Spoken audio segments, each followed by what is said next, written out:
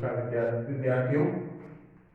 आज हम cardinal approach की अगली थ्योरी जो है उस पर हम चर्चा करेंगे।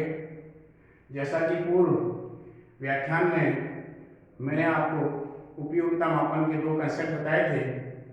एक कार्डिनल अप्रोच था जिसको हम गणनावाचक दृष्टिकोण कहते हैं, जो कि ट्रेडिशनल कंसेप्ट है और प्रोफेसर मार्शल ने दिया था। और उन्होंने बताया कि यूटिलिटी इज मेजरेबल, यानी उपयोगिता मापनीय होती है। और उस पर आधारित मैंने आपसे चर्चा की थी कि हम तीन थ्योरीज पढ़ेंगे। प्रथम law of diminishing marginal utility यानी उपयोगिता ह्रास नियम, दूसरा समसीमांत उपयोगिता नियम और तीसरा उपभोक्ता की बचत। हम इससे पूर्व व्याख्यान में सीमांत उपयोगिता ह्रास नियम की चर्चा कर चुके हैं। आज हमारा जो अगला टॉपिक है वो law of equi marginal utility है, यानी समसीमांत उपयोगिता नियम है। This law is also known as law of substitution, यानी प्रतिस्थापन का नियम। देखिए दोनों में क्या अंतर है। सीमांत उपयोगिता ह्रास नियम का प्रयोग उस समय किया जाता है जब उपभोक्ता एक समय विशेष में केवल एक वस्तु का उपभोग कर रहा है। Law of diminishing marginality guided to a consumer how much quantity should be consumed by a consumer to get maximum satisfaction by limited income और रिसोर्सेज। यानी सीमांत उपयोगिता ह्रास नियम बताता है कि उपभोक्ता को वस्तु की कितनी मात्रा का प्रयोग करना चाहिए। अगर वही की वस्तु का उपयोग कर रहा है तो उसमें मैंने चर्चा की थी, उसका संतुलन वहां होता है जहां पर उसकी किसी निश्चित इकाई पर प्राप्त सीमांत उपयोगिता शून्य हो जाए, क्योंकि जब सीमांत उपयोगिता शून्य होती है तो उपभोक्ता की कुल उपयोगिता अधिकतम हो जाती है, यानी मैक्सिमम हो जाती है। आज जिस टॉपिक पर हम चर्चा कर रहे हैं, जिसको समसीमांत उपयोगिता नियम अथवा प्रतिस्थापन का नियम या अधिकतम संतुष्टि का नियम भी कहते हैं, इस नियम में ये बताया गया है कि व्यवहार में उपभोक्ता केवल एक वस्तु विशेष का उपभोग नहीं करता एक समय विशेष में, बल्कि उसे विभिन्न प्रकार की वस्तुओं का उपभोग करना पड़ता है। तो ये नियम जो है वो उपभोक्ता को इस बात का दिशा निर्देश देता है कि अगर आय का एक भाग अगर वह विभिन्न वस्तुओं पर लगाना चाहे, विभिन्न वस्तुओं पर क्रय करना चाहे, तो प्रत्येक वस्तु की कितनी कितनी मात्रा उसे क्रय करनी चाहिए ताकि उसका कुल संतुष्टि का स्तर अधिकतम हो जाए। तो इसका मतलब है ये नियम क्या बता रहा है कि ये इसलिए इस नियम को मल्टीपल कमोडिटी कंज्यूमर इक्विलिब्रियम के नाम से जाना जाता है। यानी एक बहुवस्तु उपभोक्ता संतुलन भी कहा जाता है, जिसमें उपभोक्ता एक से अधिक वस्तु का उपभोग या प्रयोग करता है। अगर हम इस नियम के बारे में चर्चा करें तो this law is also given by H H. Gossen. ये नियम भी एच.एच. गॉसेन के द्वारा दिया गया है। यह नियम भी उपयोगिता मापन के गणनावाचक दृष्टिकोण पर आधारित है। यह नियम भी एक मार्शल के ट्रेडिशनल कंसेप्ट पर आधारित है। तो ये नियम भी गॉसेन द्वारा दिया गया, इसलिए इस नियम को सेकंड लॉ ऑफ गॉसेन के नाम से भी जाना जाता है, यानी गॉसेन के द्वितीय नियम के नाम से भी जाना जाता है। अगर और इसको साइंटिफिकली जो डेवलप किया था वो प्रोफेसर मार्शल द्वारा किया गया। मार्शल ने इसकी विधिवत व्याख्या की है। मैंने आपसे पूर्व में भी चर्चा की थी, all economic laws are based on the some assumptions. Before we start the any law, we take the some assumption which are the based of any law. यानी हम कुछ पूर्व मान्यताएं ले लेते हैं और मान्यताओं पर आधारित जो है ये लॉज होते हैं।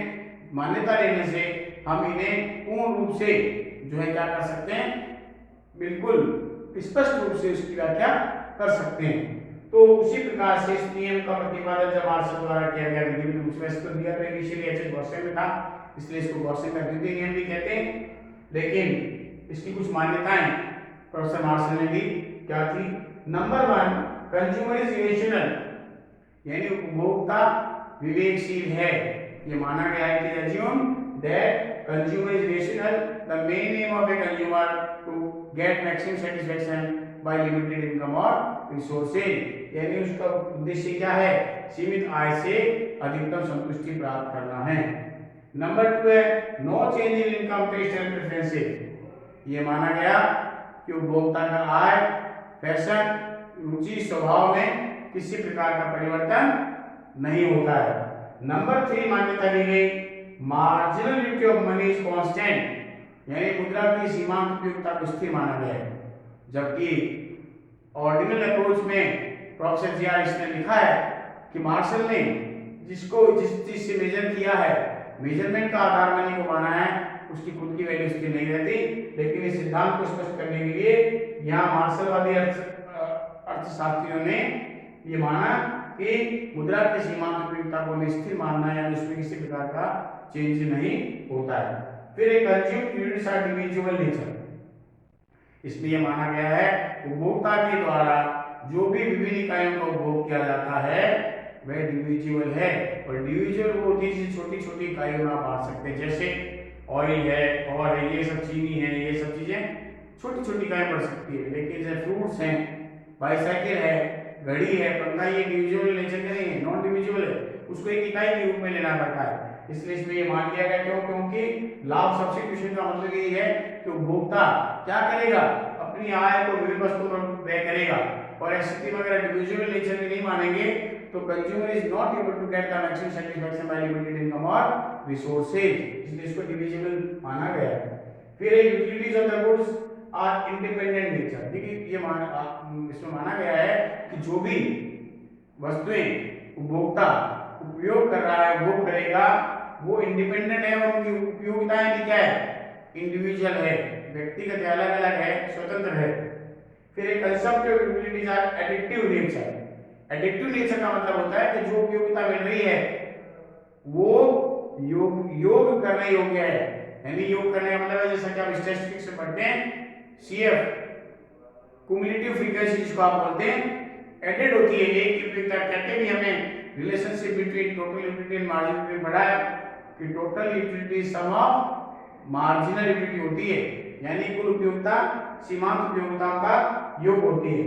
और लास्ट जो मान्यता ली गई वो ये थी कि यूटिलिटीज मेजरेबल, यानी उपयोगिता मापनीय है।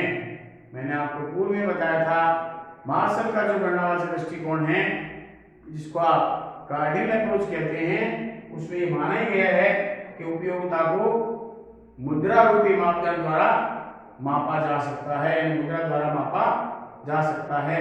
और मापने का तरीका प्रोफेसर मार्शल ने बताया, एक उपभोक्ता किसी वस्तु या सेवा के लिए जो मूल्य चुकाने के लिए तैयार है वह उसकी उपयोगिता मानी जाती है। उसके बाद अगला कंसेप्ट हमारा आता है कि एक्सप्लेनेशन ऑफ लॉ ऑफ इक्विमार्जिनल, यानी समसीमांत उपयोगिता नियम की व्याख्या करेंगे हम, और इसको दो भागों में बांटकर करते हैं। सबसे पहले हमारी ट्रेडिशनल कंसेप्ट है और दूसरी हमारी मॉडर्न कंसेप्ट है। ट्रेडिशनल कंसेप्ट दी गई वो मार्शल के द्वारा दी गई है। मार्शल ने समसीमांत उपयोगिता नियम को स्पष्ट करते हुए लिखा है कि यदि अन्य बातें समान रहे और एक उपभोक्ता आय का भाग विभिन्न वस्तुओं पर व्यय करे तो उसे अपनी आय को विभिन्न वस्तुओं पर किस प्रकार बांटना चाहिए ताकि प्रत्येक वस्तु से मिलने वाली सीमांत उपयोगिता एक दूसरे के समान अथवा बराबर हो जाए। जैसा कि नियम से प्रतिपादित है, विदित है, सम सीमांत उपयोगिता नियम, यानी समान उपयोगिता देने वाला नियम है।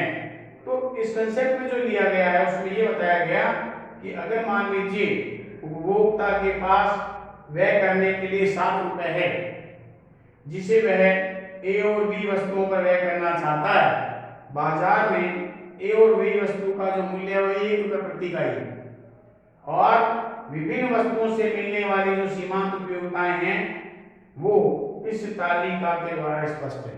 जैसा कि आपको मालूम है सीमांत उपयोगिता की नेचर होती है वो क्रमशः घटती होती है। मैंने यहाँ यूनिट्स ऑफ कमोडिटी लिया है, marginal utility of A commodity, marginal utility from B commodity, A से मिलने वाली सीमांत उपयोगिता, बी से मिलने वाली सीमांत उपयोगिता, लगातार गिनती 32, 28, 24, 20, 16 और 12 में दी है। और इसको लिए 28, 24, 20, 16, 12 और 8 लिए। आय का भाग मैंने माना 7 रुपए। अब आप देखिएगा ट्रेडिशनल कंसेप्ट के अनुसार महाशय ने क्या कहा है कि उसे अपना आय का भाग इस प्रकार व्यय करना चाहिए कि पहली शर्त तो उसने ये दे दी, प्रत्येक वस्तु की अंतिम इकाई से प्राप्त होने वाली सीमांत उपयोगिता एक दूसरे के बराबर हो। नंबर की फर्स्ट कंडीशन है। और सेकंड कंडीशन उन्होंने ये दे दी कि उपभोक्ता के द्वारा विभिन्न वस्तुओं पर किया जाने वाला व्यय उसकी आय के बराबर होना चाहिए, यानी उसका एक्सपेंडिचर जो है वो इक्वल टू क्या होना चाहिए, इनकम होना चाहिए। जैसे हमने 7 रुपए मान लिए हैं तो दोनों वस्तुओं पर किया जाने वाला व्यय भी 7 के बराबर ही होना चाहिए। दोनों शर्तें जिस उपभोग मात्रा पर पूर्ण होती है वह सम सीमांत उपयोगिता नियम के ट्रेडिशनल कंसेप्ट के अनुसार उपभोक्ता अधिकतम संतुष्टि को स्थिति को प्राप्त करता है। अब आप देखिए यहाँ पहली शर्त क्या है, सीमांत उपयोगिता एक दूसरे के बराबर हो। आप देख रहे हैं 28 और 28 बराबर है, 24 भी बराबर है, 20 भी बराबर है, 16 भी बराबर है और 12 भी बराबर है। लेकिन हमें दोनों शर्तों को साथ लेकर चलना पड़ेगा। अगर हम 28 पर चर्चा करें तो हम कहेंगे ए वस्तु की अगर उपभोक्ता 2 इकाई और बी वस्तु की 1 इकाई लेता है तो वो संतुष्टि की स्थिति में। लेकिन दूसरी शर्त पूरी नहीं होती, क्योंकि अगर वो 2 इकाई इसकी लेगा, 1 इकाई इसकी लेगा तो इसका मतलब है 2 और 1 3 रुपए खर्च हो पाएंगे, जबकि उसके पास 7 रुपए हैं। अगर हम आगे चलें 24 पर तो 3 और 2 5 रुपए खर्च कर पाएगा, यहाँ भी दूसरी शर्त पूरी नहीं हो रही है। लेकिन अगर इस पर चलें कि अगर 4 इकाई वो ले ए की और 3 इकाई अगर ले बी की तो 20 बराबर है और इसमें दोनों शर्तें पूरी हो रही है, यानी MUA इक्वल टू MUB भी है, यानी 20 है। और अगर इसको मल्टीप्लाई करें हम देखें दूसरी शर्त को संतुलन में कि 4 इकाई इसकी लेगा तो 4 रुपए वो व्यय कर पाएगा ए पर और 3 रुपए व्यय कर पाएगा बी पर। तो इसका मतलब यहाँ 4 इकाई गुणा 1, 3 इकाई गुणा 1 इक्वल टू 7। तो 7 और 7 तो दोनों शर्तें यहाँ पर पूरी होती है। तो ऐसी स्थिति में समसीमांत उपयोगिता नियम के अनुसार उपभोक्ता यदि ट्रेडिशनल कंसेप्ट के अनुसार उसके पास अगर 7 रुपए है तो 4 इकाई अगर ए की और 3 इकाई अगर बी की ले तो उसे अधिकतम संतुष्टि प्राप्त होगी। इसको हम डायग्रामेटिक में देख सकते हैं। नीचे OX एक्सिस पर यूनिट्स ऑफ कमोडिटी वस्तु की इकाइयां और यहाँ पर सीमांत उपयोगिता 4, 8, 12, 16, 20, 24, 28, 32 यहाँ दोनों को मैं दर्शाया है।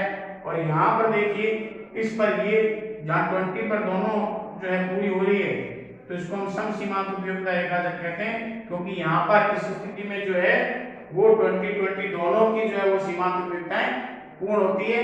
यानी यहाँ पर जो है ए और बी दोनों स्थिति यानी वो कितनी मात्राएं ले, ए की 4 ले ले और इसकी 3 ले ले तो इस प्रकार से क्या हो जाएगा, वो पूर्ण हो जाता है। तो इस प्रकार से अगर ट्रेडिशनल कंसेप्ट के अनुसार हम देखें तो उपभोक्ता उस समय संतुलन में होगा जहां पर दोनों वस्तुओं के अंतिम इकाई से प्राप्त सीमांत उपयोगिता एक दूसरे के बराबर हो तथा दोनों वस्तुओं पर किया जाने वाला व्यय उपभोक्ता की आय के बराबर हो। धन्यवाद।